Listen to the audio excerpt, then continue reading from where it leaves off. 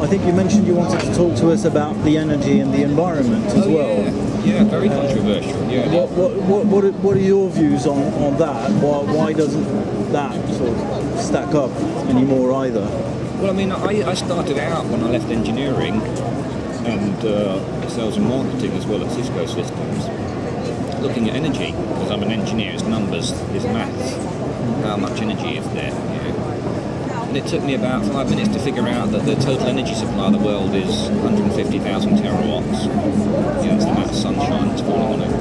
The total energy demand of the entire planet is only 15 terawatts, so we've got 10,000 times as much as we need. Okay, you've got some inefficiencies in getting it, but you can get it. Yeah, so I realised very quickly that we're not running out of energy. And then I said, well, why are we burning down the very thing that, gives us life? Even if you don't agree with the theory of climate change, why are we doing this? Is insane.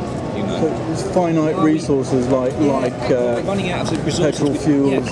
We're running out of resources we don't need to use. This is insanity. Yeah. Why aren't we developing resources that are free anyway, or that will become almost free if we use them? And they won't run out for 4 billion years. So you were talking about solar energy just now. Basically, is that the number one key in your view? Well, I mean, that's the primary energy, isn't it? Why not use it? Why wait until it becomes wind, which is very inefficient, Or why wait till it becomes coal? Why wait till it becomes nuclear? Nuclear energy is pretty good, actually, I think. But I mean, there's issues obviously with that. There's a lot of hysteria around it as well. But anyway, we'll never know about whether nuclear energy can be good for people anymore, because it's been corrupted, the thinking around it and the science around it, by both sides, by both the green and the pro-nuclear movement. There is a fringe of green activists that are working on pro-nuclear programs, such as thorium and things like that. Is that something that you're interested in? Yeah, I mean, I'm actually a member of the environmentalists for nuclear energy as well, but my role there is just to make sure they don't go down the same dodgy old road, and start,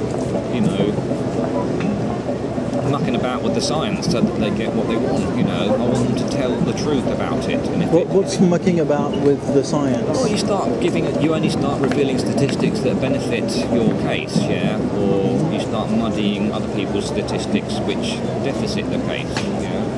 Just tell the truth about it. I think there's a good case to be made. I've got secondary evidence of my own that shows that the fossil fuel industry definitely kept the nuclear industry as low as possible. They would be out of power, wouldn't they? They would lose it if it worked. If it did actually work and was safe. And that would just sweep away fossil fuels just like that, wouldn't it? Why is it we're burning smelly, nasty fuel to keep production going? And I think it's because, now you have to think about this carefully, it's because we think we're running out of stuff, and we think and we know that our wages are falling in proportion to the costs of living.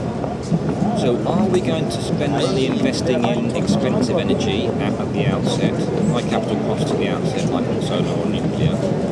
Or are we going to say, look, you know what, I've got a family to keep, I'm not going to do this climate change stuff, I'm going to just keep burning as much as I can, because that's the cheapest way to do it. My wages are falling, and I think it's almost irrelevant that we talk about climate change, unless we talk about economics as well, whether you believe it or not. Because if you don't fix the economic problem, nothing's going to change anyway. It's very interlinked, really.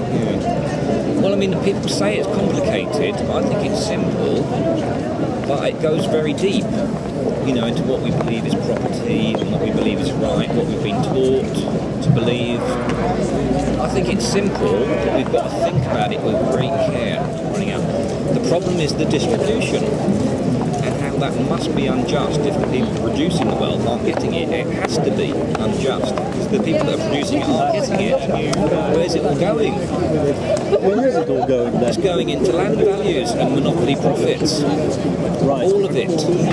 Apart from what you need to live on, the bare living and everything else a little bit. Out of 100% production, there is, in 1910, 90% went to the earnings of labour and capital, salaries, wages, fair profit to corporations, and 5% went in tax and 5% went in rent. So taxation was very low. Okay, things weren't as good as they are now, but we can produce more today. We know this. This is what we're talking about. produce loads more, but how come the lot of the working man is never permanently improved? Today, only 40% goes to the earnings of labour and capital.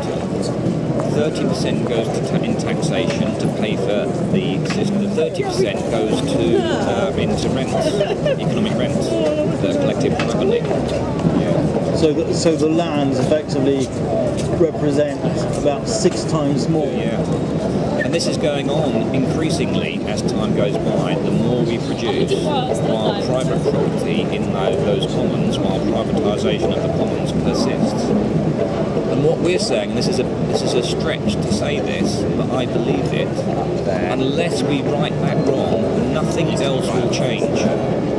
If we do change that, I'm not saying it will cure all problems, but it will make all other problems that much easier to deal with.